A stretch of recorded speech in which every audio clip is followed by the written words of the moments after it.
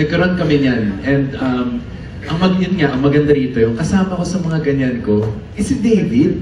Kaya talagang kasama. Totoo ba? Lagi ko yung kasama sa mga ganyan.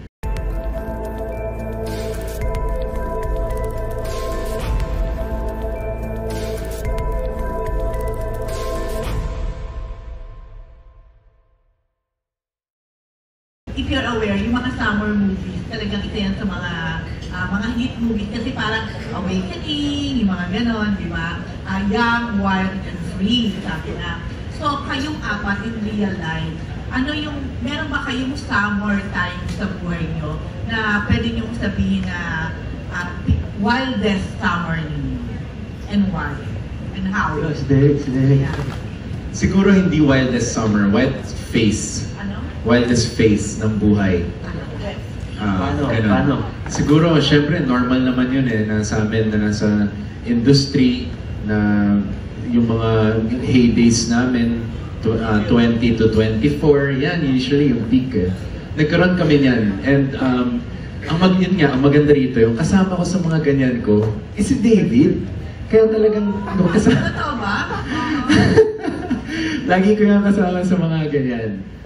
Kaya maganda, pag nandito na sa film, habang ginagawa na namin yung movie, yun talaga yung bonding namin, yun talaga yung ginagawa namin.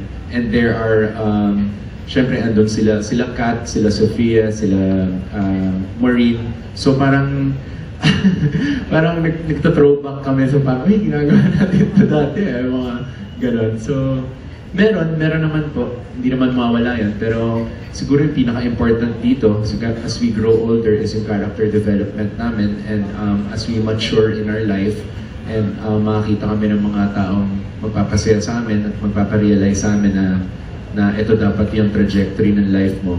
Yun yung importante, siguro may growth kami lahat. Sa career, sa love, sa lahat. Dati, di ba? Hindi. Kaya ngayon na nga kasi yun. Face lang kasi.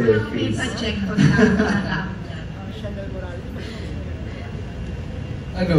wildest summer. Ako kasi ini-enjoy ko lagi yung summer. So dapat every summer mas pa-wild ng pa-wild.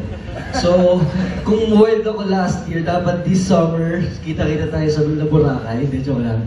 So yun lang, nag-enjoy naman. Ako kasi more on ini-enjoy ko naman kasi every time na nagbabakasyon ako kasi tulad namin, nagkatrabaho, nagsusumikap. So every time na may chance kami na makapahinga, to celebrate with friends, family, talagang ina-enjoy naman namin. So I think we deserve, lahat naman tayo deserve mag-enjoy. So kung maging wild man, what happens there stays there.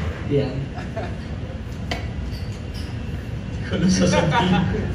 Never ako naging wild Hindi, joke lang. Of course, ako since 25 ako, nung 22 ako, I had my own fair share, syempre sa moments na gano'n. I can't say wild, siguro adventurous lang and explorative. Of course, being younger back then, of course, very experimental ka explorative until mahanap mo yung mga bagay na gusto mong gawin sa buhay. And nung time na yun, I can say I enjoyed that phase of my life. And syempre, like what Derek said, ibang phase na po kami ngayon. Pang seryosohan na kami. Diba? Wow! Para kayo, Ano yung question? ano ang wildest summer mo? Wildest summer? Wala siguro nung mga college ako, uso kasi yung labor rakay. Bakit? Hindi pa niya kayari alam Labor Boracay. So, parang Labor Day punta kami ng Boracay, lahat ng mga, actually buong mga nasa college pupunta doon. Nakapunta ka doon, GP? Ay, pinakapunta.